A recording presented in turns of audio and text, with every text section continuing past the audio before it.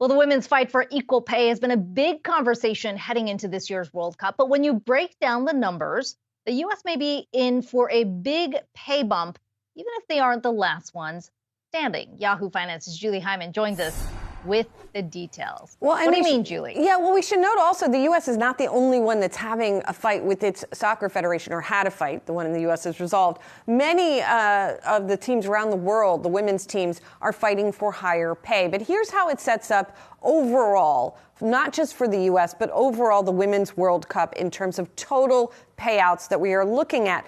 We have seen FIFA increase the base performance-based fund from $30 million to $110 million. A big increase there. The club benefits program to $11.5 million and preparation money to $30.7 million. So total here, we're looking at around $150 million.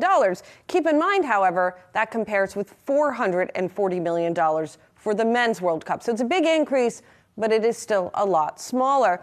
Of course, here in the United States, we did see a landmark agreement between the federation here and the women in order to split the pay equally between the men's and women's U.S. teams.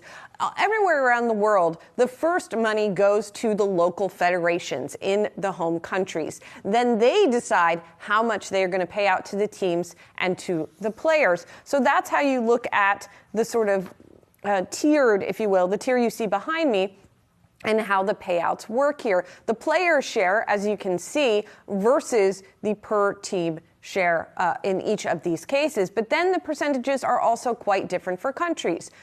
Again, here in the United States, we are seeing the U.S. players get a minimum of around $300,000. That is very much not the case in other countries. And we're still seeing in countries ranging from Canada to England, Jamaica, Nigeria, and South Africa, who are still having arguments with their local federations to get more pay. On the FIFA level, the president, Gianni Infantino, has said that FIFA hopes to offer equal prize money, looking ahead perhaps to 2026 or 27, but he's been sort of non-committal on hard commitments on this point, Akiko. So we'll see if that changes as we get through this year and beyond.